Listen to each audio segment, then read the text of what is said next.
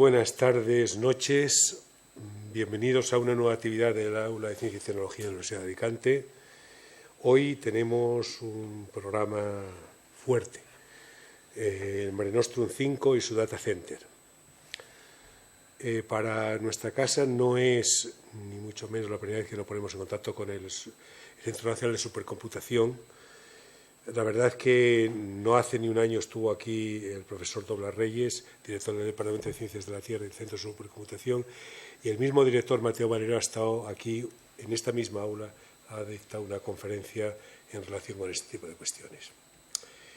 La verdad es que el ponente de hoy es Sergi Girona, del Barcelona Supercomputer Center, Centro Nacional de Supercomputación, que es el responsable en última instancia de haber montado el Mare Nostrum 5, que recuerdo a todo el mundo que fue en el año 2004 cuando esto empezaba. En el 2005 arrancó por primera vez, y desde entonces ha habido, pues, como su número indica, pues 4 nuevas actividades: es el 1, el 2, el 3, el 4 y el 5. La verdad que es curioso porque yo me acuerdo del rector de la Universidad Politécnica de Cataluña de aquella época, Ferrer y yo, con el que me unía una cierta amistad cuando era rector yo de esta universidad. Pues la verdad que, me lo semicontó un poco de lo que estaban haciendo, y la verdad que es impresionante la ilusión que pusieron la Universidad Politécnica de Cataluña en este tema y lo bien que ha salido. La verdad que siempre que se apuesta por algo y se hacen esfuerzos conjuntos, las cosas salen bien. Lo contrario no lleva nada más que al desastre. La verdad es que había nacido en el 91 un CEPBA, un centro de computación que intentaba dar servicio a la Universidad Politécnica de Cataluña, pero luego la verdad que una cosa fueron juntándose departamentos y al final lograron convencer primero a la Generalitat, luego al Ministerio de Ciencia y Tecnología, de la necesidad de hacer algo importante en esta línea, y de ahí nació el proyecto y de ahí salió lo que hay en este momento. Yo me acuerdo que la primera vez cuando se puso en marcha estas cosas, la prueba se hizo en San Fernando de Henares porque no había otro sitio para ponerlo, y se montó en San Fernando de Henares experimentalmente, y bueno, pues parece que funcionó muy bien. La verdad que el líder del proyecto, que era y es Mateo Valero, la verdad que es una persona que realmente es un gran líder científico. No es fácil. No es fácil ni que los haya ni que los dejen. La otra cuestión importante es que además ahora se da la circunstancia curiosa que, bueno, la verdad es que se han juntado a este Barcelona Supercomputer Center, se le ha añadido algo más, el Quantum Spain, las posibilidades de la computación cuántica, basándose precisamente en este Mare Nostrum 5. Nuestro ponente de hoy es posiblemente el responsable del tema. La verdad es que España ha sido seleccionada junto con Alemania, Chequia, Francia, Italia y Polonia para desarrollar este proyecto del EuroHPC-HU, que realmente va a intentar aplicar la computación cuántica en la línea del supercomputador. O sea, que realmente es una cuestión importante. La verdad que creo que es un éxito tremendo, que a veces en los periódicos pasa desapercibido, pero que la verdad es que para mí me parece que es un éxito de algo que ha sido capaz de dar un salto que es cuántico. O sea, nunca mejor dicho. La verdad es que Sergi Girona, yo no lo voy a presentar porque lo presentará Virgilio, pero yo creo que es una persona que tiene un currículum impresionante, una persona de formación de ingeniería informática por la Universidad Politécnica de Cataluña, y la verdad que ha estado en equipos internacionales y sobre todo es una persona que ha sido responsable de la instalación del supercomputador Mare Nostrum y ha estado en las sucesivas fases hasta la actualidad. Por lo tanto, creo que es una persona que tiene una visión que es importante. Virgilio Gilart, a pesar de ser una persona joven, la verdad es que es un hombre que, bueno, es cosecha casera, o sea, es un profesor es ingeniero informático por nuestra universidad. La verdad es que no digo la fecha porque, en fin, pero es el director de nuestra escuela desde hace una temporada, desde hace unos meses. ganó la plaza con un 79% de los votos, lo cual está bien, significa que es una persona que la escuela ha visto en él una posibilidad. Yo creo que la escuela tiene en este momento, y perdóname que te lo diga, un reto increíble. Yo saben de sobra los que me conocen que desde el principio siempre, de vicerrector de Redacción Económica hasta la actualidad, siempre aposté por la escuela porque me parecía un punto que podía ser importante para acoger y vivificar la Universidad de Alicante. Las universidades se vivifican con buenas titulaciones, con el progreso de las personas que forman parte de la institución, el progreso no solo el progreso personal, sino el progreso en el contexto y en el progreso en laboratorios y en ideas y estar siempre a la vanguardia. Ser, si me permite, ambiciosos en crecer. Y esto es como ocurre. Y entonces hay una cosa, Virgilio, yo la verdad que tiene un currículum pues, el que le corresponde a una persona de trabajadora y seria.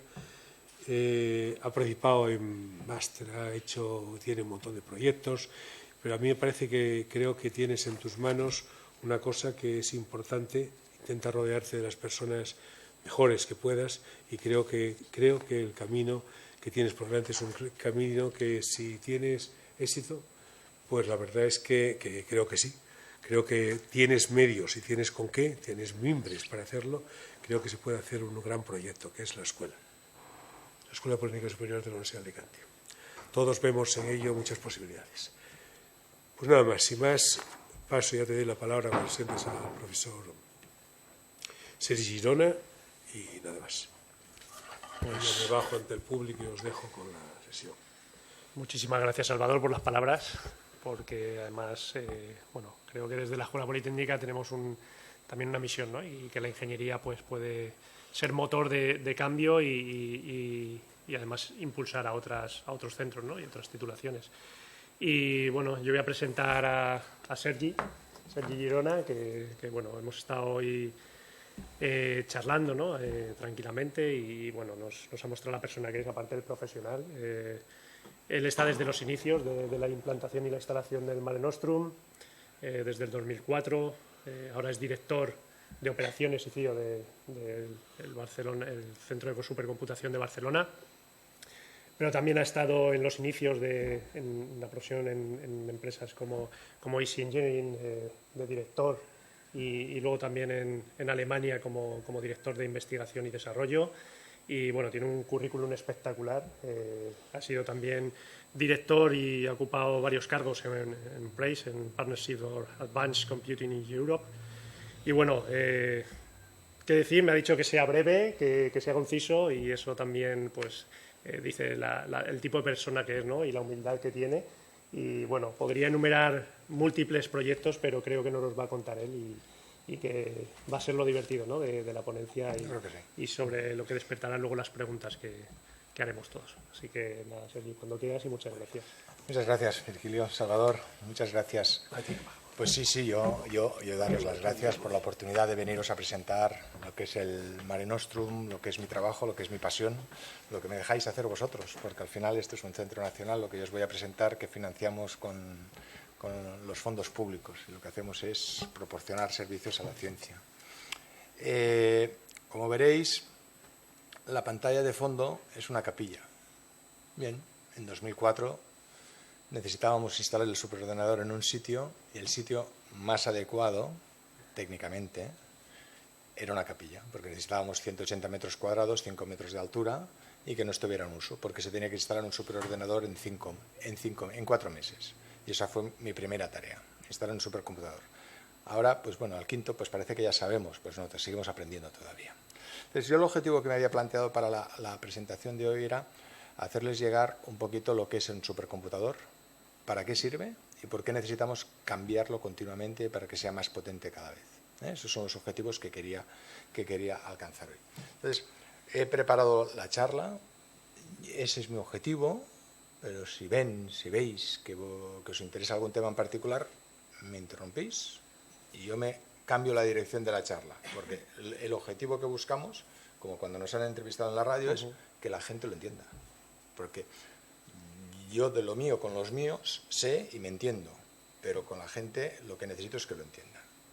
Entonces, lo primero que me gustaría explicar de dónde venimos. Nosotros somos el Centro Nacional de Supercomputación. Cuando se creó la posibilidad para España de tener un gran supercomputador, que tenía que estar cerca del entorno de Mateo Valero como líder, se creó el Centro Nacional de Supercomputación. Este Centro Nacional de Supercomputación es un consorcio público del Ministerio de Ciencia e Innovación actualmente, la Generalitat de Cataluña y de la Politécnica de Cataluña, que es el alma mater de algunos de los profesores que tenemos allí. Un consorcio público pues es la herramienta que existe, que tiene unas ventajas y unos inconvenientes importantes, contratación, compras, etcétera. Bien, la división económica que existe en este consorcio es el 60-30-10, pero económicamente es 60-40. La Politécnica, la universidad, contribuye in kind con personas y en capacidades. Se nos creó en 2004 con estos tres objetivos. El último, el de la derecha, es una parte de lo que estoy haciendo ahora, que es explicar, dar conocimiento, transferir conocimiento a la ciudadanía, a la gente, formar a nuevas personas, que es lo que hace la escuela. Pero, como teníamos un gran recurso de supercomputación que sirve para hacer investigación, el objetivo era dar servicio de supercomputación a los científicos españoles y europeos. Pero, lógicamente, con esta herramienta era importante centrar y conseguir aglomerar alrededor de ella grandes investigadores para hacer investigación en temas muy específicos. Se seleccionaron principalmente 4. La propia desarrollo de supercomputación, de herramientas de computación, ciencias de la vida, ciencias de la Tierra y ingeniería en general. Estos son los temas que se seleccionaron del principio y hemos seguido desarrollando. Entonces, cuando se creó en el 2004, se cometió un pequeño error. Se dimensionó el centro solo para 80 personas. Bueno, pues por 10. Somos 800 casi ya. Entonces, es un crecimiento impresionante. ¿Y qué demuestra? Pues que lo que hacemos es necesario y interesante para las decisiones que se tienen que tomar en ciencia y en la sociedad.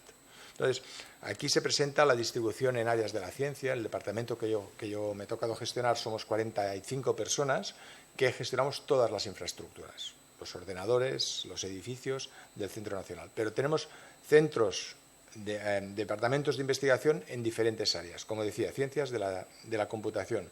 Son más de 270 personas. Es de lo más grande que hay en el mundo. No de Europa, no, del mundo. Y verán que incluye todas las áreas de la ciencia. Entonces, todos los departamentos han ido creciendo porque cada vez consiguen ser más competitivos en la ciencia que hacen.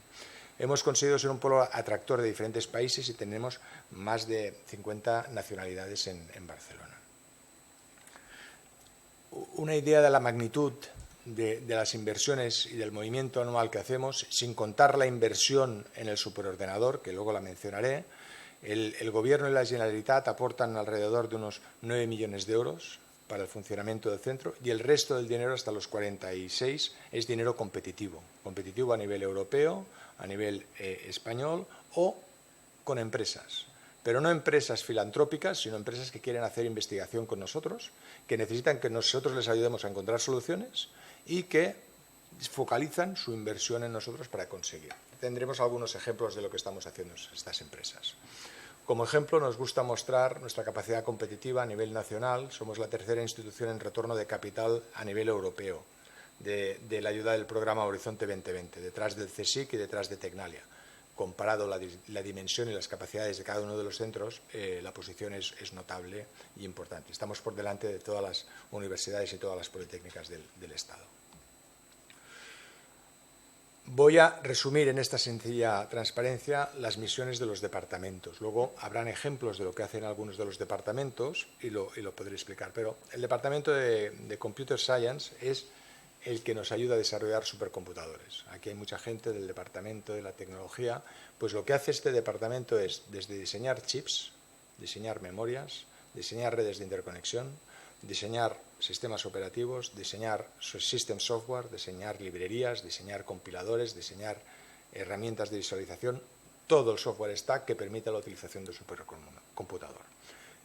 Con sus capacidades y estando alrededor de científicos que usan las herramientas, son más competitivos para diseñar mejor y realizar su trabajo. 270 personas. Entonces, los otros grupos son que realmente utilizan la supercomputación para hacer ciencia. Entonces, los temas que tenemos son ciencias de la Tierra. con dos puntos principales. Estudiar la calidad del aire, realizan una simulación diaria del transporte del polvo del Sahara al continente europeo para entender cuándo puede haber problemas de asma, de transporte de bacterias o cualquier contenido. Y también participan en el desarrollo del Digital Twin de la Tierra. Queremos entender cómo es nuestro planeta para ver lo que hacemos en él sobre el modelo digital, no hacerlo sobre el real, porque si estropeamos el real ya no hay vuelta atrás. Entonces, construyen un modelo digital, un programa que simula, dice, ¿qué ocurriría si dejáramos de circular en las ciudades? ¿Qué ocurriría si dejáramos de fabricar determinadas industrias? Eso es lo que busca participar este proyecto. Hay un proyecto europeo que es Destination Earth a nivel global, en el cual participan para conseguir esta tecnología. Los gemelos digitales es el motivo principal que se utiliza la supercomputación. Pues el segundo ejemplo es el gemelo digital del cuerpo humano. Queremos saber cómo funcionan los medicamentos sobre nuestro cuerpo, pero no los queremos probar sobre nosotros. Queremos saber por qué a una persona le va bien la aspirina y a la contraria no. ¿Por qué la vacuna del COVID de cierta marca a unas personas les ha funcionado bien y a otras les ha causado problemas serios? Esto es lo que se permite con los gemelos digitales. Tenemos un ejemplo reciente del año 20 con la vacuna del COVID, cuando se hicieron datos disponibles a los científicos que pudieron hacer de forma muy rápida vacunas con modelos por simulación. Y esto es lo que estamos buscando con el gemelo digital del cuerpo humano. Y en el departamento de ingeniería, bueno, pues aquí vamos a utilizar toda la capacidad de cálculo del ordenador para resolver un problema de ingeniería. ¿Como cuál? Pues vamos a ver dónde ponemos una plantación de molinos de viento. Vamos a ver cómo se tiene que gestionar la distribución de un medicamento a través de inhalación por la boca para ver que llegue efectivamente a todas las partes del cuerpo. Vamos a ver cómo se simula el corazón humano para que un cirujano pueda ver el funcionamiento antes de operarlo. Para esto se necesitan hacer muchos modelos matemáticos con muchas ecuaciones numéricas que anteriormente se resolvían a mano y ahora con el ordenador se pueden resolver. No sé si ustedes habrán visto la película, yo creo que ya tiene unos 7 o 8 años, de la NASA, cuando enviaron la primera misión, que era una película, además con rango feminista, que estaba muy bien, y sorprendía porque la protagonista resolvía el problema en la pizarra. En la pizarra. Bueno, pues ahora tenemos unas herramientas que preparamos y cambiando simplemente los parámetros somos capaces de estudiar lo mismo un poquito más rápido. Pensamos, más precisión. Pero magníficamente ya las ecuaciones matemáticas eran conocidas. Lo que ocurre es que ahora simplemente las transformamos al ordenador para que nos ayude a resolverlas. Decía, nosotros colaboramos con industria. Bueno, nosotros lo que queremos es transferir nuestro conocimiento. Entonces lo hacemos con las empresas del sector de IT, con todas ellas. No buscamos hacer cooperaciones cortas, sino cooperaciones a largo plazo. Con IBM trabajamos desde antes del año 95. Desarrollamos la tecnología con ellos. Con Intel queremos ahora desarrollar un nuevo procesador europeo con tecnología propia, abierta, que nos haga independientes tecnológicamente respecto a la dependencia china, japonesa, americana. Entonces, con cada uno de ellos somos capaces de establecer proyectos de investigación conjuntos, separados, porque son competencia entre ellos, pero para buscar tener la tecnología española con estos términos. Colaboración con industria. La industria necesita esta tecnología para ser más competitiva. ¿Cómo? Utilizando la supercomputación tiene resultados antes. El primer ejemplo de success, de éxito que tuvimos fue el que hicimos con Repsol en el año 2008. Repsol, la compañía española, pues se dedica a buscar petróleo.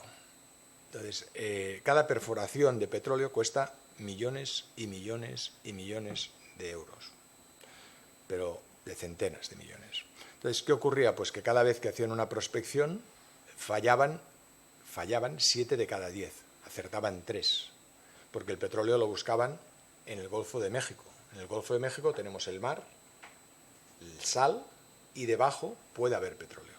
Pues los modelos matemáticos para resolver el problema existen. Son unas fórmulas conocidas.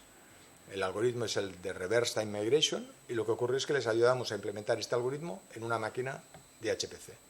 consiguieron utilizarlo y mejoraron. Pasaron a tener un success de 4 de 10, con lo cual mejoraron su rendimiento. Gracias a esto nos hicieron una donación para construir el edificio en el que estamos actualmente. Ejemplos de todos los ámbitos de la ciencia, ¿eh? Aguas de Barcelona para mejorar las tuberías cuando tenemos que hacer el mantenimiento, etc. Otro de los objetivos que hacemos es construir empresas spin-offs con los conocimientos que tenemos. Bien, somos un consorcio público, esto no lo podíamos hacer hasta antes del 2017 porque era ilegal. Tuvimos que buscar el mecanismo para que un consorcio público pudiera transferir el conocimiento a una empresa para que pudiera poner la tecnología en ello. Tenemos empresas de todo. A mí me gusta resaltar, y aquí es donde explico lo que hacemos en los departamentos de investigación, algunas tecnologías. Kilimanjaro es una empresa que desarrolla procesadores cuánticos.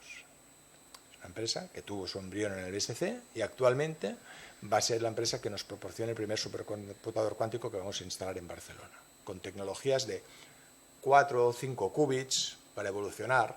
Estamos lejos de IBM, o cerca, porque queremos estar donde tenemos capacidad de aportar. Queremos que nuestros ingenieros tengan capacidad de conocimiento para utilizar adecuadamente esas tecnologías cuando sean extrapolables a la máxima capacidad. OpenChip es la empresa que se ha creado para diseñar procesadores europeos, españoles, con tecnología propia y abierta. Mítiga es una empresa que hace diariamente el análisis de la distribución de la polución de los volcanes, principalmente por Sudamérica y Indonesia, y los países del este asiático, porque el volcán emite polvo, el polvo en suspensión estropea los motores de los aviones.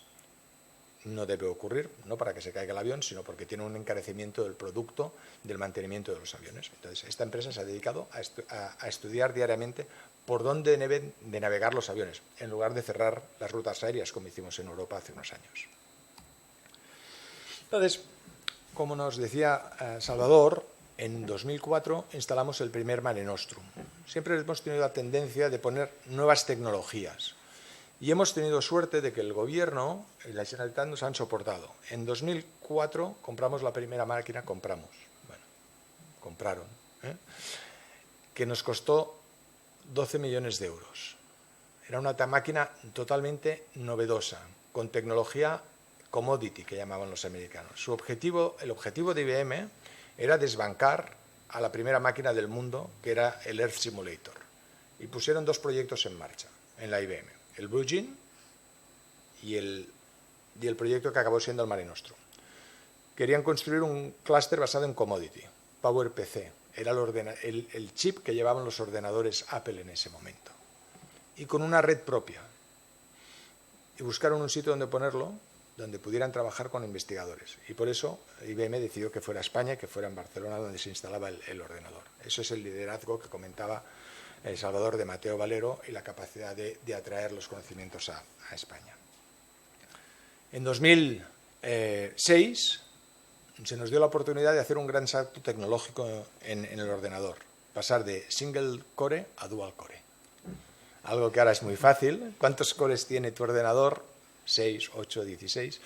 Pues en 2006 el supercomputador más grande de Europa pasó a tener 1 a tener 2 cores por chip. Ese fue el gran salto. Os costó 13 millones de euros. Pero, dice, bueno, solo duró 2 años. No, hicimos una gran cosa. En lugar de comprar un ordenador, compramos 6. Instalamos el nuevo en Barcelona y con el anterior se crearon 6 centros en la red española de supercomputación. Uno en Madrid, otro en Cantabria, otro en Valencia, otro en Málaga, otro en las Islas Canarias, en la isla de La Palma, junto al telescopio, y el otro en Zaragoza. Distribución. Diferentes niveles para permitir que los científicos tengan acceso al recurso que necesitan en cada momento. Luego nos llegó un pequeño valley de inversiones hasta el 2012, que no instalamos el Mare Nostrum 3. Allí cambiamos de tecnología. Pasamos a tener tecnología basada en x86, una máquina de 1 petaflop. Las cosas se miden en flops. Yo ya sé que cuesta entender lo que es un flop, pero lo tengo que explicar. Para resolver un problema se hacen normalmente operaciones numéricas. Sumar, restar, dividir. Eso es un flop.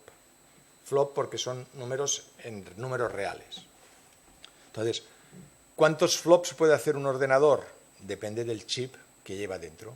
Como el superordenador tiene muchos chips, pues es la suma de todos. Entonces, un petaflop es 10 a la 15, o sea, 15 ceros de operaciones que se pueden hacer en un segundo. Una barbaridad. Porque después de un segundo viene el siguiente. Y el objetivo del superordenador es que eso se pueda hacer con un objetivo único. Para un solo problema, que pueda utilizar toda la potencia de cálculo. Ese es el objetivo. Si aparece un usuario y alguien tiene la osadía de decirle tú puedes usar toda la máquina durante un mes, el problema que va a resolver va a ser enorme, inigualable en el mundo. Se dan premios en el mundo con ese objetivo. Pues instalamos una máquina de un petaflop. ¿Qué se puede hacer con un petaflop? Muchísimas cosas, pero no suficientes. Los científicos, ya en diferentes estudios de investigación europeos, dicen que a partir de un exaflop o de varios exaflop vamos a resolver los problemas que tiene la sociedad. Ya me he dejado del peta al hexa. Ya estamos con 18 ceros. ¿Vale? Entonces, bueno, ¿qué ocurre? Sabemos que necesitamos una herramienta muy grande para resolver el problema, lo que no la podemos construir todavía. Entonces, vamos construyendo las herramientas que podemos construir en cada momento. Entonces, en 2017 instalamos una máquina de 14 petaflops. La máquina del 2013 costó 18 millones de euros. La del 17, 34 millones de euros. Entonces, allí, como ya teníamos mayor capacidad de inversión, decidimos que la máquina no podía ser solo para dar servicio, sino que también tenía que guardar un poquito para prepararnos para el futuro. Entonces compramos una máquina basada en el procesador x86, la grande, para dar servicio a todos los científicos españoles, para producir ciencia, para producir conocimiento, pero pusimos 3 máquinas más pequeñas con tecnologías emergentes. Una tecnología basada en aceleradores gráficos, que ahora están totalmente en boga, es la normalidad para inteligencia artificial y para cálculo numérico. Instalamos una máquina basada en el procesador ARM, que es el mismo que llevan los teléfonos móviles. Era una tecnología europea, abogábamos por ella, pero Europa, Inglaterra, se la vendió a los japoneses, ahora ya no es europea, ya no somos independientes tecnológicamente. Y la última basada en el procesador AMD, con aceleradores gráficos, que la máquina ahora más grande del mundo tiene esta tecnología. ¿Qué ocurre? Hemos estado dando servicio y nos hemos preparado para utilizar estas tecnologías con las nuevas máquinas. ¿Quién puede utilizar los supercomputadores? Cualquier investigador público. Su objetivo, investigación pública, Open R&D, ciencia abierta. ¿Cómo lo organizamos y estructuramos? A través de la red española de supercomputación, coordinada desde Barcelona, con muchos centros por toda la península, por todo el Estado, que incluye las Islas Canarias. Tenemos 2 tipos de convocatorias. Convocatorias de cómputo y convocatorias de datos. Las de cómputo son las que tenemos desde el 2006. Un usuario describe su proyecto, le evalúan los pares y los pares deciden cuáles son los más importantes, cuáles son los que deben de entrar. Es convocatoria competitiva. 2 de cada 3 se quedan fuera. Eso es bueno y eso es malo. Eso es bueno porque crea competencia y es malo porque el que no tiene pierde el tiempo. Pero cíclicamente está demostrado que es la forma de conseguir buena ciencia. Las capacidades que tiene un usuario las puede utilizar durante 4 meses, gratis en el punto de uso. Ya está pagado con sus impuestos. El acceso que se puede dar es para 4 meses de entre 100.000 horas de CPU a 10 millones de horas de CPU. Claro. El objetivo es que pueda utilizar muchos procesadores simultáneamente para resolver el problema. Normalmente tenemos unos 200 proyectos ejecutándose en las máquinas españolas de la RES con este tipo de acceso, de todas las áreas de la ciencia, de todas. La obligación, tienen que hacer públicos sus resultados científicos, porque es ciencia pública. Desde hace 3 años hemos lanzado convocatorias de datos para que los usuarios puedan guardar sus datos. Pero no para guardarlos, no. Para curarlos, es decir, para estar garantizados que los datos están bien guardados, que puedan ser accesibles y que la gente los pueda buscar, encontrar, siguiendo los principios del FAIR: findable, accessible, reusable y interoperable. Esos son los objetivos. De nuevo, ciencia pública. No nos interesa tener los datos guardados en un escritorio, en un archivo que nadie puede usar. No, son datos públicos. ¿Por qué? Porque cualquier investigador puede hacer ciencia nueva, ciencia diferente o comparativa con la que le ha realizado anteriormente.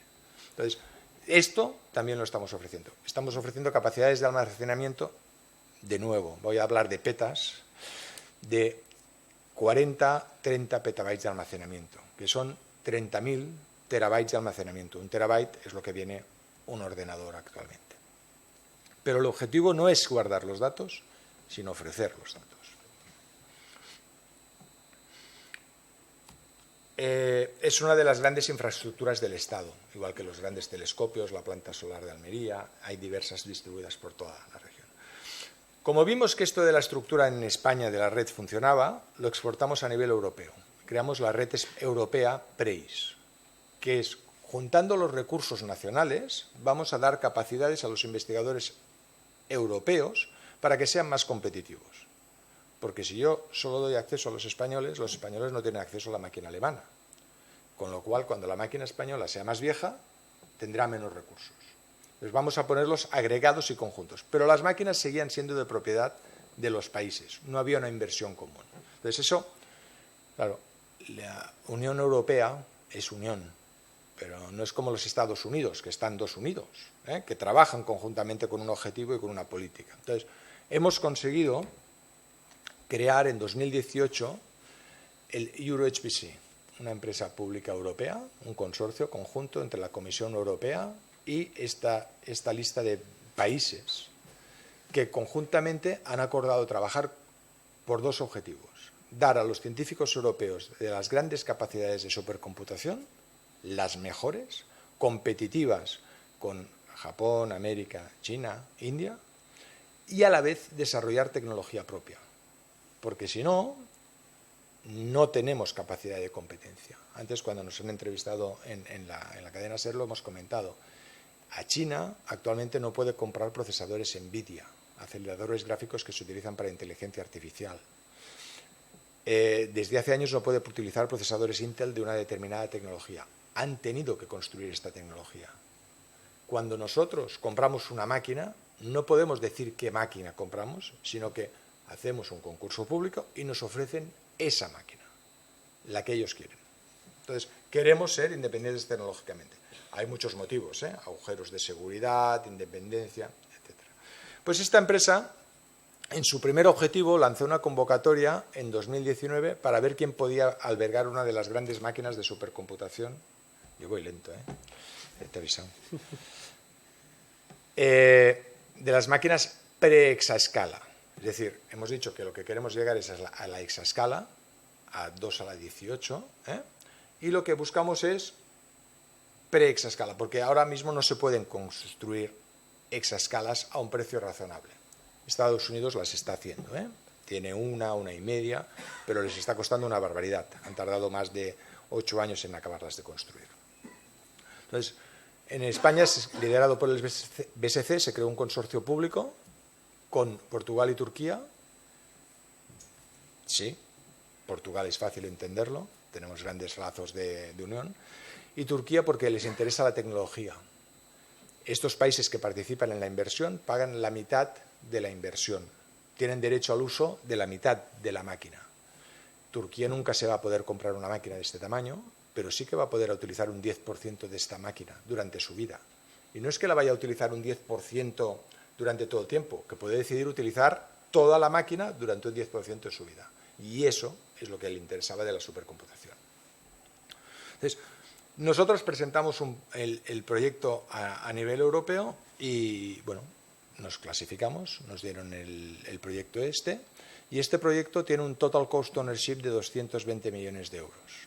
Es la mayor inversión de infraestructuras europeas en España de este tipo. Entonces, este es un proyecto que empezará a dar servicio, esperemos, a partir de julio del año que viene. Entonces, cuando hablamos del Total Cost Ownership, quiere decir compra de la máquina e inversión. La compra de la máquina son 154 millones de euros. El dinero lo remarco porque, insisto de nuevo, es dinero público que se invierte de los organismos del Estado para la ciencia. Entonces, esta es la capilla de Torre Girona. No es mi casa, es una coincidencia que yo trabaje allí. Era un colegio de monjas que estuvo funcionando desde el año 50 y en el año 70 pasó a ser parte de la Universidad Politécnica de Cataluña. En esta capilla hemos podido albergar los 4 ordenadores, pero ya no era posible albergar el nuevo por dimensión y por consumo eléctrico. Entonces, en la parte de atrás hemos construido un nuevo edificio, que lo empezamos a construir ya en el 2010, en donde albergamos el nuevo superordenador. Y es lo que venía a explicar aquí. Es un data center un poquillo más grande de los habituales, tiene 900 metros cuadrados útiles, la actual capilla son 120 metros cuadrados útiles, tiene una capacidad de energía total de 20 megavatios, el actual viene a consumir 1,3, 1,4. Ese es uno de los hándicaps importantes del proyecto, el coste de la energía y la importancia del uso de la energía para la ciencia o no. Nosotros, desde el punto de vista científico, defendemos que esto es una necesidad igual que lo puede ser un hospital o una universidad, porque si paramos la ciencia, comeremos hoy pero no mañana. Entonces, esa es una de las situaciones que defendemos. Es una instalación que tiene una refrigeración de referencia. Estamos en una latitud diferente de otros países que participaban en el concurso, como Finlandia, como Noruega. Aquí enfriar una instalación cuesta un poco más, es más complejo y hemos hecho una instalación de referencia. Yo creo que tengo algunas imágenes más para resaltarlo. Entonces, ¿qué es el supercomputador Mare Nostrum 5? El objetivo de un supercomputador es que todos sus componentes cooperen entre ellos y trabajen con el fin común. Y esto se consigue con la parte central, que es la red de comunicaciones y el sistema de ficheros. La red de comunicaciones, pues igual que la telefonía, cuando nos hablamos entre dos puntos para explicarnos lo que nos ha pasado en los últimos 10 minutos. ¿Qué ocurre? Que como somos capaces de hacer muchas cosas en muy poco espacio de tiempo, la red de comunicaciones tiene que ser muy rápida. Pues la red de comunicaciones va a ser una NDR 200, de 200 gigabits por segundo. Bueno, de nuevo me he ido a unos números enormes. Mis hijos me convencieron que en casa, para ver el fútbol y la televisión, me tenía que contratar la fibra de 1 gigabit por segundo. Me sobra por todas partes, es una barbaridad. Pues esta es 200 gigabits por segundo de todos los nodos, con casi todos los nodos. 200 gigabits. Es una red que no existe, están todavía fabricando los últimos chips. Es una red diseñada, ahora la compró NVIDIA, está fabricada por Mellanox, está integrada en Israel. Es una red en FAT3, pero es con contención. No es un full FAT3, sino que hay contención. No teníamos suficiente dinero. Era un requerimiento ya demasiado grande. El segundo es el sistema de ficheros, donde guardamos los datos. Esos datos que generan el ordenador, ¿dónde los guardamos? Pues el sistema de ficheros tiene dos partes. Lo que tenemos en los spinning disk, en los discos, que son 248 petabytes, 248.000. Estamos multiplicando por 100 la capacidad actual de almacenamiento. Y 400 petabytes en cinta. Dice, ¿la cinta no es vieja? Dice, sí, muchísimo, pero va de maravilla. Cada uno de los racks de disco consume 20 kilovatios. Las cintas no consumen casi nada. Un investigador, desde que solicita sus datos hasta que los usa, se puede ir a tomar un café, puede hasta pensar, puede volver a lanzarlo. Entonces, hay que economizar las situaciones, hay que normalizarlo. Por eso tenemos cintas, los usuarios se nos quejan. Nosotros esperamos tener esto instalado en enero del 23, instalado y aceptado. La semana que viene, el lunes, nos empiezan a llegar los primeros armarios de las cintas. Lo que pueden ver detrás es la imagen del data center. Dos componentes principales de cómputo. Una máquina con procesadores de propósito general, x86, la última tecnología, el nombre es el Sapphire Rapids, que nos va a dar un rendimiento de pico de 45 petaflops. Actualmente el que teníamos era de 11. Estamos multiplicando por más de 4 la capacidad de rendimiento. Va a ser la máquina más grande europea y mundial con este procesador. Es un procesador que todavía no existe, todavía lo está fabricando Intel y esperamos poderlo aceptar a final de abril, que los usuarios avanzados pueden entrar a principios de mayo. No puedo decir muchas más cosas porque está bajo secreto sumario. Me tienen bajo non-disclosure agreement y no puedo decir cuántos cores voy a tener ni qué configuración. En la siguiente slide hay algún detalle técnico que me dejan enseñar y lo dejo para esa. Una máquina acelerada por el tipo de procesador, aceleradores gráficos, basados en NVIDIA en este caso, que es las máquinas que se utilizan hoy en día para hacer inteligencia artificial. Una máquina basada en el Hopper, que es el sucesor del Ampere. El acelerador Ampere A100 apareció hace 8 o 10 meses, pues el Hopper va a aparecer en 4 o 5 meses y es el que nos van a instalar a nosotros. Con un rendimiento de pico de 260 petaflops. El rendimiento actual que tenemos en aceleradores es 1,5 petaflops. O sea, el cambio es enorme. Es una máquina que verán en la siguiente transparencia, es muy competitiva. Y queremos seguir con lo mismo que teníamos, es decir, vamos a tener tecnologías nuevas para ver que en el futuro podamos estar preparados para usarlas. Entonces, hay un procesador nuevo en propósito general que es el ARM de NVIDIA, el Grace, que es muy prometedor. Vamos a tener una pequeña máquina basada en esta tecnología. Y luego queremos ver la evolución de los aceleradores de Intel, que es el Rialto Bridge, que es la evolución del Ponte Vecchio. Máquinas para probar, pero veréis que son pequeñas en comparativa. El objetivo de estas máquinas es probar esas nuevas tecnologías para el futuro, estar preparados. Esta es la figura que muestro los rendimientos. Como puede haber personas interesadas tecnológicamente, me permiten que lo explique. En propósito general vamos a tener más de 6.300 nodos. No me dejan decir el número exacto porque se sabría entonces la frecuencia del reloj, el número de cores por chip, no me dejan. Pero más de 6.300 nodos. Cada nodo va a tener más, eso no lo pone aquí, bueno, os lo digo, más de 100 cores por cada nodo. O sea, se podrá a nivel de nodo con más de 100 cores. Una memoria principal de nodo de 256 gigabytes en DDR5. Y unos cuantos nodos con HBM, High Bandwidth Memory, para aquellas aplicaciones que con poca memoria pero con mucho problema de latencia necesitan este ancho de banda de acceso. Y todos con mucha memoria NVMe, en memoria RAM para acceso al sistema de ficheros, para que el usuario pueda almacenar ahí datos que necesite entre simulaciones. Gran capacidad de almacenamiento. Y la máquina acelerada, como decía, 2 Intel Sapphire Rapids con 4 NVIDIA Hopper conectados por el link adecuado de alta velocidad de NVIDIA. Con lo cual las simulaciones que se podrán hacer de inteligencia artificial y numéricas sobre estos equipos van a ser de las más relevantes del mundo. El software stack estándar de Intel y de NVIDIA, dando las capacidades. Yo quiero remarcar principalmente que nos gusta mantener el entorno libre de programabilidad para poder portar entre máquinas y no ser dependientes de una tecnología específica. ¿Para qué aplicaciones? Las que necesita la sociedad. El cambio climático, el cuerpo humano, smart cities, ciudades inteligentes. ¿Cómo queremos vivir? Al final es lo que nos debe preocupar a todos, ¿no? ¿Cómo queremos vivir? Este es el mensaje de lo que queremos resolver con la computación. Podrán funcionar tanto códigos estándar de HPC, numéricos, como aplicaciones de Big Data y de inteligencia artificial. Y aquí es donde pueden ver algunas de las figuras de las imágenes que hacemos. Pero claro, para esto va a haber un método de acceso.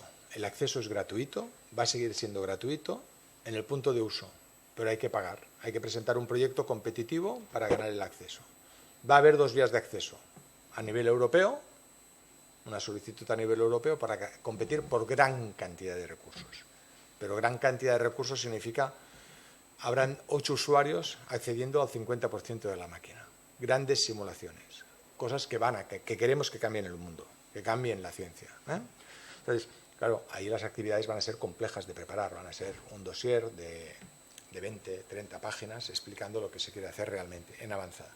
Pero el resto lo van a decidir los países miembros, que es el ejemplo de España, Portugal y Turquía. España, Portugal y Turquía van a decir, mira, nuestra política científica es esta y nuestra partición de la máquina va a decir cómo se va a acceder a esta máquina.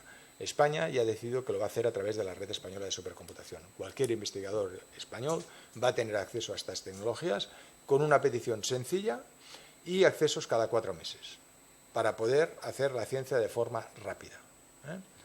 De nuevo, seguimos contando que las regiones y las universidades tienen sus propios recursos para las simulaciones pequeñas o diarias. Aquí lo que se busca es resolver los problemas de siguiente escala. Hemos tenido que preparar un data center especial y lo que aprendimos con la capilla, que tuvimos mucha suerte, es las visitas. Es importantísimo comunicar a la sociedad lo que se está haciendo. Entonces, lo hemos hecho todo transparente para que se vea lo que está pasando ahí en todo momento. Hemos hecho un data center de 900 metros cuadrados, con 6 metros de altura, lo mejor en tecnología, para garantizar que se puede ver lo que está ocurriendo en cualquier momento. Lo que pueden ver aquí en medio son las instalaciones de refrigeración. En el falso suelo tenemos distribuciones de tuberías de agua. Sí, soy del Barça. Pero no es lo que representa la figura. La figura lo que representa es cada color es una temperatura diferente de agua. Una temperatura, porque la máquina se refrigera por agua. Si no, nos gastaríamos demasiado en refrigeración. El 90% de la máquina se refrigera con DLC, con entrada de temperatura a 32 grados, salida a 42 grados. El resto, por aire o por puertas traseras, pero residual siempre, para mejorar la eficiencia. Estamos buscando, para los que lo conozcan, un PUE del 1.08. Es decir, por cada megavatio que utilizamos para tecnología IT, utilizaremos 80 kilovatios para refrigerar. Es de lo mejor que hay en el estándar mundial. Con detección por incendios, por aspiración de aire, extinción por agua nebulizada. Pueden ver las figuras que son unos colores interesantes, refrigeración por aire. Hasta las máquinas de refrigeración de aire las hacemos transparente. Esto seguro que lo han visto ustedes en muchísimas partes. Es simplemente una máquina de aire acondicionado. Recibe agua fría y pasa al aire y lo expulsa frío. Lo hemos hecho transparente con el radiador y el centrifugador. Los cuadros eléctricos, cada cuadro de eléctrico soporta 2 más 2 megavatios redundantes A y B con un punto de corte de 3.200 amperios y una línea mantenida bajo SAI. En el caso que se vaya la luz, mantener los equipos críticos. Solo 1 más 1 megavatio, para los discos principalmente y para que los datos sean accesibles. 5 transformadores, redundancia N más 1, o sea, 4 en trabajo y 1 en reserva, de 20 megavatios en total.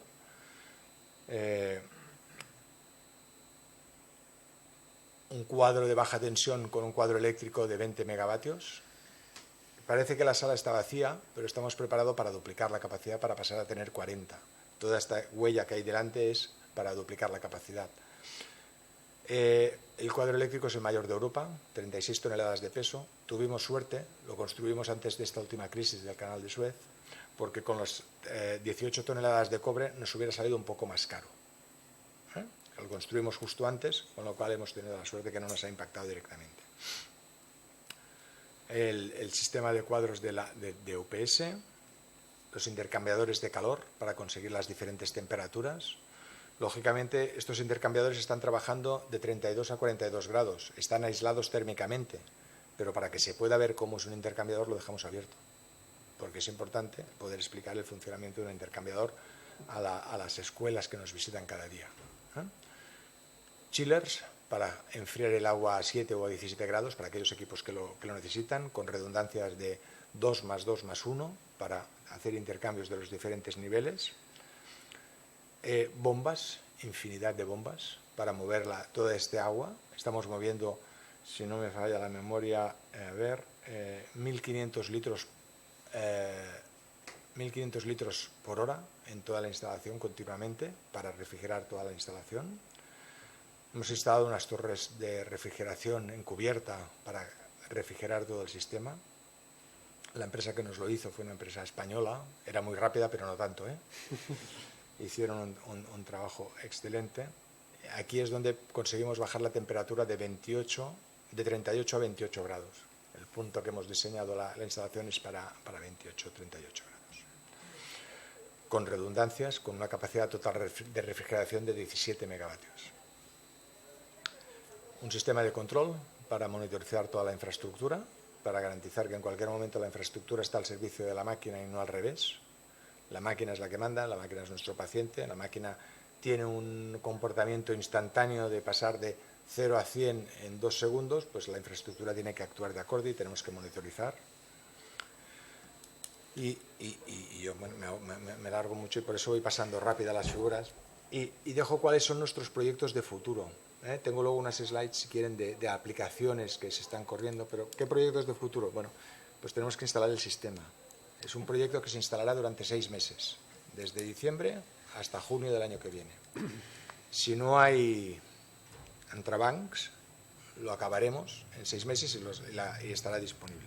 Pero claro, no es solo instalar y aceptar el sistema, hay que instalar y aceptar la infraestructura, que no ha estado probada nunca, es nueva. No tenemos una estufa de 20 megavatios para probar que todo funciona, con lo cual también es una situación. Nos preocupa también la calidad del agua, porque el agua que utilizamos para refrigerar es un agua que está circulando a 30 y pico grados. Es un caldo de cultivo de bacterias importante. Y las bacterias, pues como nosotros, viven, se reproducen y mueren. Ese es el problema. Y obturan los espacios de refrigeración. Entonces hay que tratar el agua, hay que cuidar el agua, hay que garantizar el funcionamiento de los circuitos. Y en eso hay que adquirir experiencia, que no la tenemos. Nosotros siempre hemos refrigerado por aire. En construcción queremos ser más eficientes. Hemos construido una planta de osmosis para mejorar el número de ciclos que le damos al agua, para aumentar la calidad del agua. Y estamos instalando sistemas de cuántico. Como decía Salvador, España nos ha concedido un proyecto de cuántico, Quantum Spain, que ya se ha lanzado la licitación. Se va a anexionar esa máquina al sistema de ficheros del Mare Nostrum 5 para que parte de la simulación pueda hacerse en el simulador cuántico. Europa nos ha dado otro para hacer otro procesador cuántico con otras tecnologías para tener diferentes problemas en diferentes máquinas. Y al principal, que es lo que yo creo que es más importante, dar de capacitación a los ingenieros españoles en la utilización de tecnologías cuánticas. No tenemos. Nos faltan ingenieros en informática, en todas partes. Nos faltarán ingenieros en el diseño de procesadores, nos faltarán ingenieros en cuántica, nos faltarán ingenieros en análisis de datos, en inteligencia artificial. Claro, lo que podemos hacer es construirlo, pero si no empezamos a construirlo desde las escuelas, llegaremos tarde. ¿Qué hacemos también? Pues, bueno, a utilizar agua freática en lugar de utilizar agua industrial para reducir el impacto de consumo de agua que tenemos. Construir una subestación de energía para contratar a alta tensión en lugar de a baja tensión y abaratar los costes. Y por último, el más importante, Mare Nostrum 5 ya no existe, es historia para mí. Estamos trabajando con Mateo para construir el Mare Nostrum 6, porque si el líder se entretiene con la historia, el futuro no se construye. Entonces, queremos construir un procesador, una máquina basada en tecnología europea, diseñada en España y construida en Europa. Y en eso estamos agregando el capital español, el conocimiento español, con los intereses de Europa. Y trabajamos en Mare Nostrum 6. Eso es nuestro objetivo principal. Y bueno, perdónate, pero no puedo explicar lo que hacemos todo. Entonces, lo que tenéis que hacer es ver qué temas interesantes había y yo os digo, mira, podéis invitar a esta persona y os entrarán a fondo en esos temas. Y ahora las preguntas que queráis, desde luego. Muchas gracias.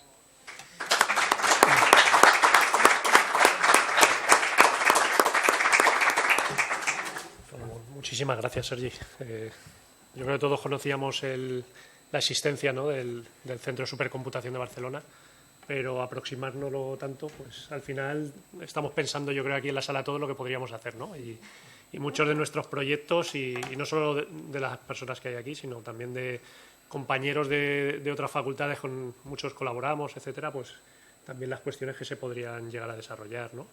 Aquí, como hemos comentado, en el instituto pues hay un pequeño clúster, pero que es suficiente, ¿no? Con la capacidad que ha dicho, que ha comentado antes Pablo, el director del instituto, pero claro, tener esto es una maravilla, ¿no? Y bueno, yo sí que quería hacer una pregunta, empezar a romper el hielo, sobre todo por el tema que me atañe, ¿no? Y me corresponde y que lo has comentado tú ahora, y es esa necesidad de ingenieros y la formación en este tipo de tecnologías, ¿no? Igual que estabas comentando tú, hay tecnologías todavía que esa pregunta se la dejaré a Salvador, la del quantum, que está interesado en... Pero sobre la computación cuántica, que no está madura, pero claro, ya tenemos que empezar a introducirla en las currícula de todas nuestras titulaciones, porque al final va a ser el futuro, y si llega y no estamos preparados, ¿no? Pues creo que es un punto importante, ¿no? Y me gustaría también saber tu opinión sobre ese aspecto. Gracias. Es que para mí es el punto crítico. Es decir, en desarrollar procesadores, desarrollar computadores, nos llevan una ventaja las empresas enorme. En las tecnologías cuánticas nos llevan una cierta ventaja, pero tenemos una capacidad de alcanzarlos, igualarlos y avanzarlos importante. Pero para eso necesitamos el capital humano. Es decir, el conocimiento existe, se está construyendo, los algoritmos, el modelo de programación de esas tecnologías. Si no los empezamos a formar, ocurrirá que tendremos que formarlos cuando ya estén las tecnologías, llegaremos tarde. Lo que necesitamos es gente que nos ayude a construir esos modelos, esas ideas, esos conceptos. Y eso es, cuanto antes, adoptarlo en los niveles formativos, de forma imprescindible, porque las tecnologías van a venir, van a existir, tardaremos más o menos. Nosotros con el proyecto Quantum Spain empezaremos con 5 qubits, pero claro, queremos acabar como mínimo con 17 o 20. ¿Qué ocurrirá cuando tengamos? ¿Cómo los usaremos? No sabemos. ¿Qué algoritmos vamos a utilizar? Entonces, necesitamos que los usuarios del futuro estén preparados para pensar de esa forma, con esa nueva ortogonalidad.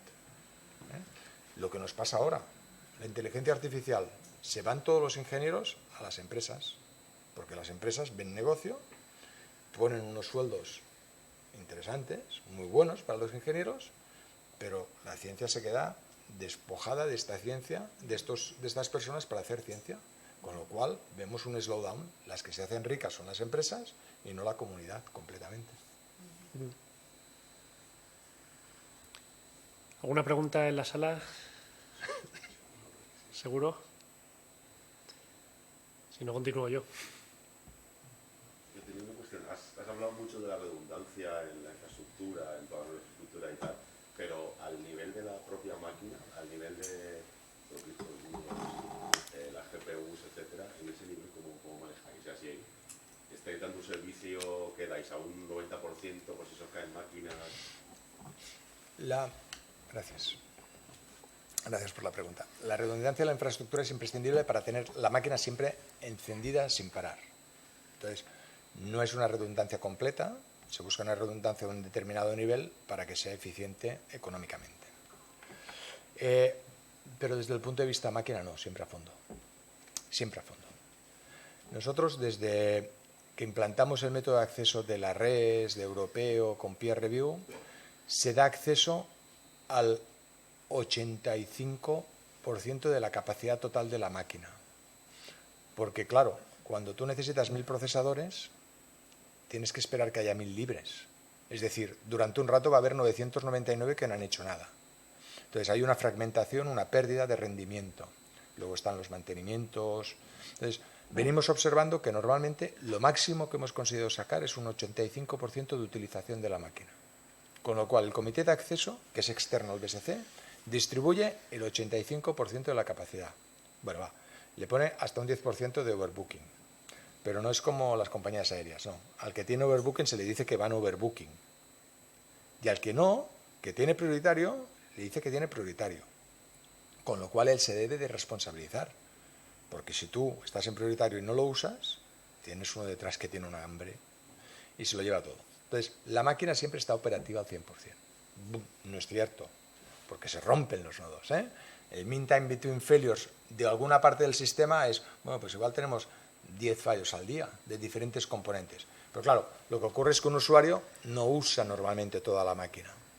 Un usuario usa una centésima parte, algún usuario igual la utilizará alguna vez esporádicamente una tercera parte, con lo cual esa parte es la que debemos de garantizar que funciona continuamente. Siempre habrá componentes que no vienen funcionando. Y en el nivel de mantenimiento predictivo, tenéis modelos de IA y tal. Bueno, el chaval que tuvo yo del Price, por ejemplo, estuvo con el Marconi. Sí. Precisamente hemos publicado un trabajo sobre que están trabajando mucho en ese tema. ¿Tenéis vosotros? No. Nosotros vamos a nivel correctivo. Sí, podríamos trabajar. Cuando comentabais de posibilidad de hacer cosas, no es solo de cosas científicas de áreas de ciencia, química, biología, sino me refiero también a ingeniería. Es decir, cosas que tú piensas, dices, no, es que yo esto no lo puedo hacer porque es que no tengo las herramientas, y en Barcelona sí que le decía a las tendría. Pues, escucha, es que igual no las empezamos porque no tenemos el conocimiento o no tenemos el tiempo, no tenemos el throughput. Entonces, no, la hacemos correctivo. Es decir, cuando falla un componente, se soluciona. En algunos casos sí que hemos hecho algo de análisis cuando hemos empezado a tener errores repetitivos de alguna situación. Entonces hemos hecho pruebas intensas para ver cuál era la causa principal y se ha atacado ese problema. Sí, hacemos virtualización también. O sea, está chulo porque con virtualización ves los mapas de calor de cada nodo, etcétera. Sí, bueno, intentamos evitar los mapas de calor. Es decir, no, efectivamente, o sea, el objetivo principal de... Claro, es que tenemos usuarios que aprietan mucho, ¿sabes? Y cuando tú les dices que todo el sistema va igual, te vienen y te dicen, no, es que ese está más caliente que este, con lo cual la frecuencia del reloj no va a ser exactamente la misma. Con lo cual, por mucho que yo paralice mi aplicación y coincidan las entradas, salidas, las comunicaciones, no va a ser cierto porque yo voy a llegar antes, con lo cual no me sirve. Con lo cual el mapa de calor lo intentamos mantener estable. Y con los sistemas DLC ahora esto va a ser casi calcado. Juanma. Muchísimas gracias por lo que nos has contado y por cómo nos lo has contado, que lo hace atractivo a pesar de lo árido que es el tema. En todo el desarrollo es latente pues la presión en el tiempo de seguir avanzando hacia prestaciones cada vez más ambiciosas con las últimas generaciones. Latente es también que claro que tiene que haber una estrategia para prevenir la obsolescencia, de manera que no nos quedemos desfasados y dejemos de tener capacidad de prestar de tener las prestaciones que requiere la demanda de cada momento. Es fácil entender que debajo estarán por los parámetros de referencia de las diferentes tecnologías, entre las cuánticas venideras, los problemas de consumos energéticos, de volúmenes de nuestros dispositivos y demás. Eso se considera, bueno, si nos puedas contar de esto, en cuanto a cuáles son los criterios o los planteamientos que hay en toda la parte esta de la estrategia para seguir avanzando junto con la económica. Nosotros, gracias por la pregunta. Nosotros realmente, yo hice mi doctorado y decidí dejarlo para dar servicio. Y yo me he dedicado ya a que otros consigan su objetivo. Y siempre lo hemos orientado al nivel científico. Es decir, ¿qué podrías tú resolver si tuvieras más potencia de cálculo? O tu sueño, que es ir a la Luna, tu sueño es tener un gemelo digital de la Tierra. Dice, pero para resolver ese problema, ¿qué necesitas de capacidad? Y eso es lo que le preguntamos a los usuarios. Y de ahí es donde derivamos qué tecnología necesitamos y qué inversión necesitamos. Entonces, no estamos orientados por la capacidad tecnológica o por la capacidad económica, sino al revés. Intentamos que la necesidad científica es la que nos guíe al resto de decisiones. Y nos ha ido bien. Es decir, es como lo han hecho otros países, se han planteado problemas científicos que querían resolver El simulador el Earth Simulator en 2000 fue creado para estudiar las simulaciones de los terremotos en Japón. Las nuevas máquinas americanas se han diseñado para resolver problemas específicos. La NASA construyó una máquina tras el catástrofe del Columbia porque no sabían por qué les explotó el shuttle. Entonces, eso es para mí lo que nos guía. Es decir, nosotros tenemos nuestro propio objetivo, que es desarrollar tecnología, garantizar que funciona, pero en la scientific case, ¿qué vas a resolver tú dentro de 10 años? ¿Para qué queremos el gemelo digital de la Tierra? Para dar asesoramiento a nuestros decision makers, para que puedan decidir en los tratados estos. Dicen, no, es que de verdad, como no apaguemos la estufa un poquito antes, nos vamos a quedar sin tierra. Entonces, eso es lo que nos ha guiado. Te he respondido, ¿verdad? ¿Alguna pregunta, Diego? Bueno, agradecerte primero la exposición, que ha estado muy bien. Y yo entiendo que una infraestructura de este volumen, la gestión que hay que realizar sobre ella, pues debe estar más o menos acorde a ese volumen. Un poco también lo contaba Pepe de la parte esa física, de ese mantenimiento físico, pero en cuanto a la gestión de la seguridad, entiendo que surgirán muchos problemas en cuanto a que hay multitud de empresas, organizaciones, instituciones compartiendo en el tiempo y en el espacio un mismo recurso. Entiendo que tiene que ser algo delicado, también habrá proyectos que tendrán requerimientos específicos en cuanto a esa seguridad, porque datos de procesado. ¿Cómo se resuelve algo tan complejo en un ámbito tan complejo como es el marketing? Bien, otra pregunta. No, empresas se utilizan para investigación, no es para producción, con lo cual hay un cierto nivel de seguridad. Bien, es un problema interesante. Tenemos, como tú has mencionado, la seguridad externa y la seguridad interna. Entonces, un sistema seguro no existe. Si sabes que existe ese sistema, ya no es seguro. ¿Vale? Entonces, ¿qué hacían hasta que a nosotros se nos ocurrió poner la máquina en una capilla con cristal para que todo el mundo la vieran? Pues los americanos decían que tenían una máquina que estaba detrás de esa pared y tú no la veías nunca. Nosotros se nos ocurrió poner la máquina en una capilla y enseñarla a todo el mundo. Entonces, rompimos ese esquema de seguridad. Entonces, el acceso a la máquina está así. Para los técnicos, Secure Shell exclusivamente y solo de entrada. Se hace análisis de patrones de comportamiento. Es decir, la forma más fácil de entrar a una máquina es porque me han robado, me han copiado el password que yo tenía en el portátil, o es el password de siempre que le he dejado a un amigo que dice, aquello que no hacemos nunca con el PIN, que el dinero no se lo das al vecino. Pues esa es la forma. Pues, ¿qué haces? Pues mirar el patrón de comportamiento. Si tú normalmente te conectas de 6 a 8 y te empiezas a conectar desde las 10 de la noche y envías trabajos que consumen mucha memoria, dices, a ese se le han pillado el password. Los usuarios también deben de cumplir sus compromisos. Pero claro, un espacio compartido. ¿Qué compartimos de verdad? El sistema de ficheros me garantiza la partición del espacio con seguridad. Si el usuario no lo rompe, me lo garantizan. La red de comunicaciones, bueno, como es un fat tree, es comunicación punto a punto, tú no tienes acceso a los puntos intermedios más que por lo que tú envías. ¿Tú qué tienes acceso? A tu nodo, a los nodos que te dejamos. Esos nodos los damos en exclusiva. Es decir, no se dan nodos compartidos, no hay time sharing, sino que es space sharing. Entonces, cuando se asigna un nodo, el nodo es completo para ti. Con lo cual, no ves nada de la memoria del otro. Entonces, minimizas claramente lo que tú puedas tener accesibilidad del otro usuario. No hacemos virtualización, todo es en máquina, en hierro puro y duro. ¿Vale? Los usuarios no pueden acceder a los nodos más que a través del sistema de colas. No se puede salir desde ninguno de los nodos al exterior. Hay un sistema. Desde hace unos años las máquinas de supercomputación de investigación europeas han tenido diversos ataques. En Europa los han querido atribuir al interés de algún país para ver lo que se estaba haciendo en investigación de COVID.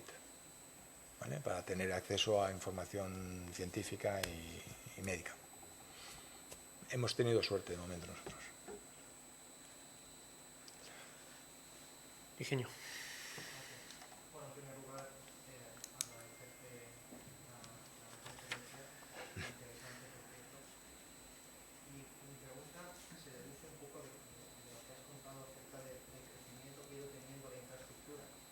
Parece que era una carrera en cuanto a tener más potencia, más almacenamiento, más cores. Pero, ¿crees que para poder construir una infraestructura de este tipo es una cuestión más cuantitativa? Es decir, cualquiera con dinero puede ir y comprarlo. ¿O tiene un aspecto cualitativo detrás de know-how, de una experiencia? Es decir, ¿hasta qué punto esta experiencia condiciona o puede condicionar el crecimiento de la máquina y el desarrollo que vas a afrontar? Gracias. Es imprescindible la calidad de los trabajos y los servicios para que la máquina funcione bien. Es decir, comprar una máquina de estas es muy fácil, ¿vale? A nosotros en 2004 nos dijeron que eso era, uno francés, nos dijo que eso era la flor de un día, que era una inversión en España que conseguía ser la primera máquina europea, la cuarta del mundo, que era flor de un día, que eso no volvería a pasar. Ha pasado 2, 3, 4, 5 veces y seguirá pasando, ¿eh? O sea, el acuerdo ya es perdurable. ¿Qué ocurre? Pues que el servicio, la calidad de los servicios, hace que los usuarios prefieran nuestras máquinas. Y no solo eso, sino por la tipología de máquina.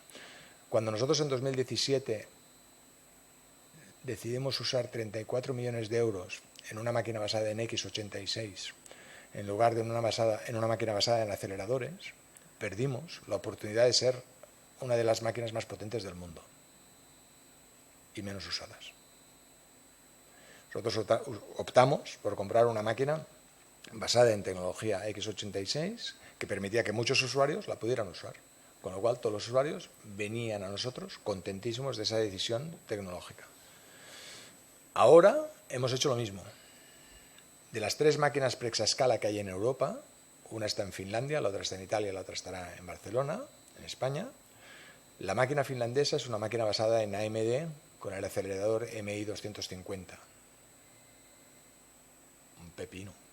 Si lo comparas con un coche, yo no lo cogería porque llegaría a la curva y me saldría, porque no sabría frenarlo. Pero es que no hay aplicaciones preparadas para ella. Ahora se están dando de canto en los dientes porque tienen una máquina enorme que no la pueden aprovechar adecuadamente. La máquina en Italia es una máquina que está basada exclusivamente en el Ampere A100. Bien, es una máquina genial para inteligencia artificial, pero no todo es inteligencia artificial. Tú necesitas máquina de propósito general para hacer tus estudios previos, posteriores y diferentes tecnologías que la inteligencia artificial no te sirve. Entonces, lo he comentado, y he hecho énfasis justamente por eso. Hemos decidido gastar mucho dinero en la máquina de propósito general comparado con la máquina acelerada. Un petaflop de acelerado es 6 veces más barato que un petaflop de general purpose. Pero nosotros hemos pensado que para la ciencia, que para que no sea flor de un día, es importante dar el buen servicio. Y en eso fue la decisión que hicimos. A mí me gustaría saber si se utiliza esto para temas sociológicos, por ejemplo. A muchos nos irrita que se gaste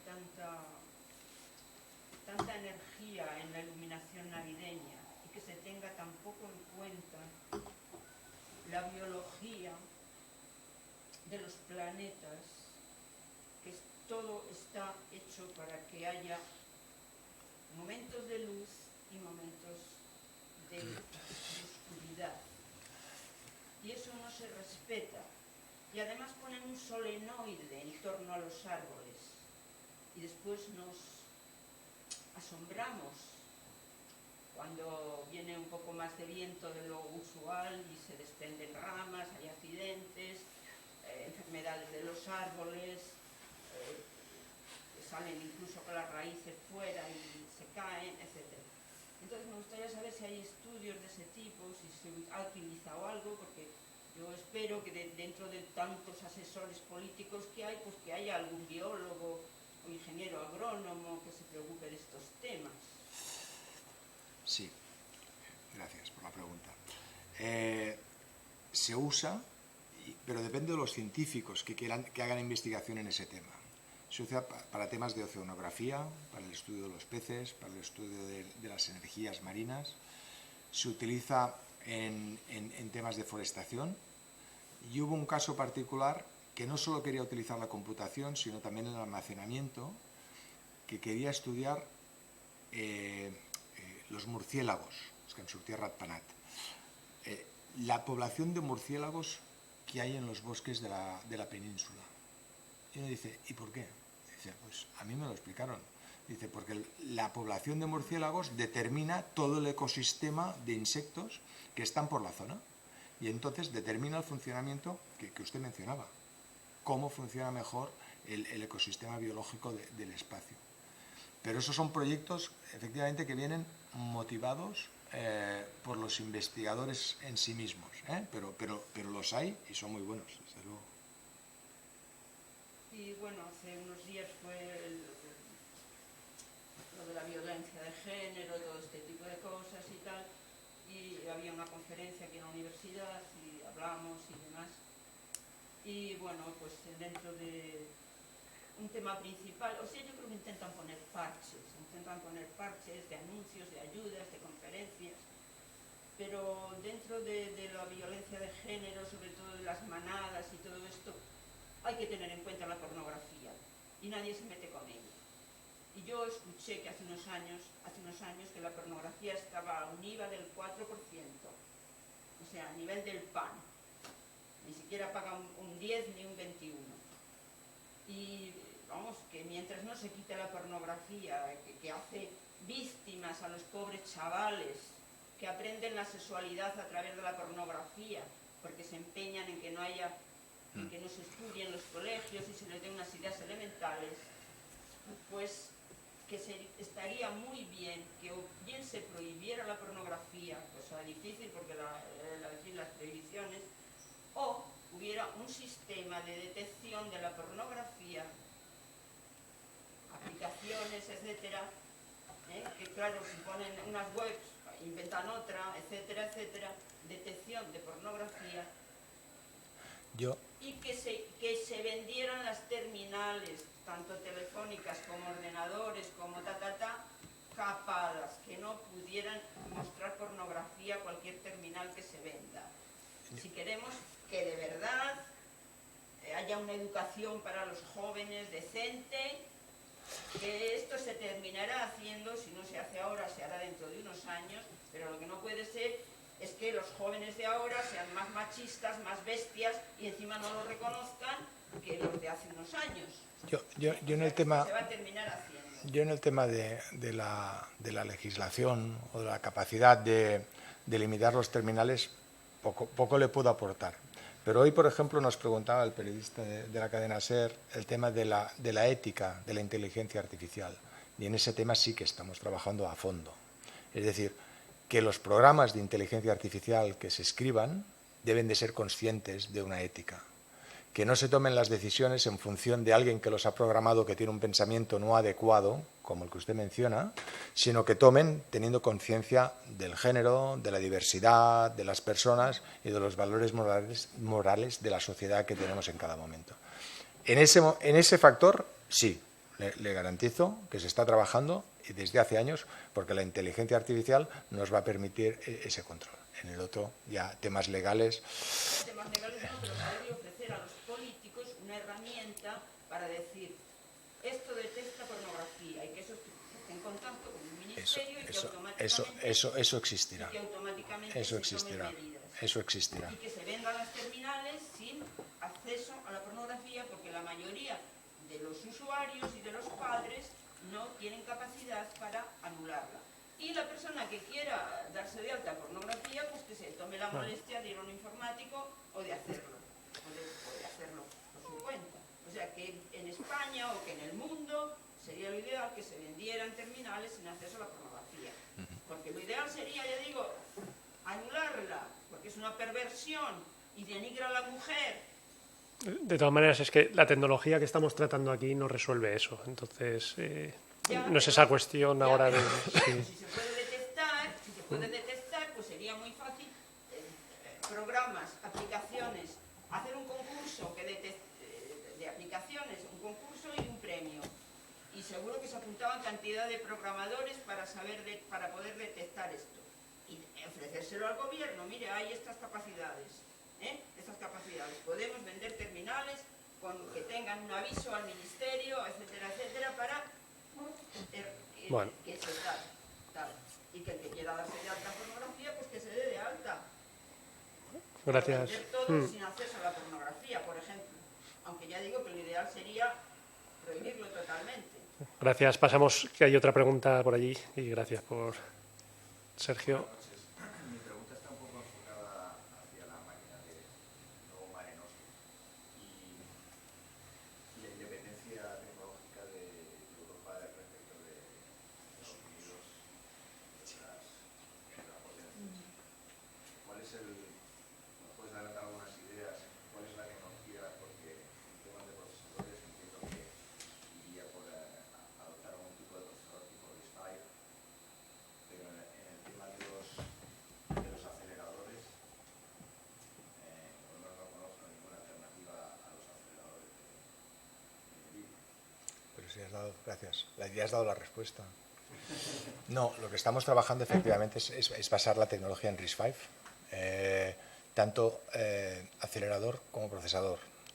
Pero como hacer un procesador parece que vas a competir directamente con NVIDIA o con Intel, lo que estamos optando más es por dar capacidades aceleradas al procesador básico. Es decir, añadirle operaciones vectoriales que le aumenten su capacidad de cálculo, su capacidad de inteligencia artificial. Pero efectivamente basado en RISC-V, queremos que sea abierto, que cualquiera pueda cooperar, que cualquiera pueda contribuir, porque eso además nos servirá para poder aplicar estas tecnologías a diferentes sectores, no solo a HPC, sino a commodity o incluso a automoción, aeronáutica, etcétera. Pero efectivamente todo focalizado en RISC-V. Si estáis interesados en el tema del RISC-V, hay un movimiento muy interesante impulsado desde España, impulsado desde el BSC para conseguir hacer esta tecnología lo antes posible. Us encoratjo a que ens demaneu informació. És que en castellano encoratjar. Ánimo. Bueno, pues yo creo, ¿no?, que llegamos al final. Dar las gracias a Sergi y al Aula de Ciencia y Tecnología por la organización y por invitarnos, ¿no?, por hacernos partícipe a la Escuela Politécnica y a la Universidad de Alicante. Y tener a Sergi, que ha sido un privilegio y un lujazo, pues el poder conocer, y que seguro que salen sinergias y salen... Bueno, yo ya veo muchas cosas que seguiremos preguntando, pero bueno. Muchísimas gracias. Muchas gracias a vosotros, un placer siempre que queráis, a vuestra disposición.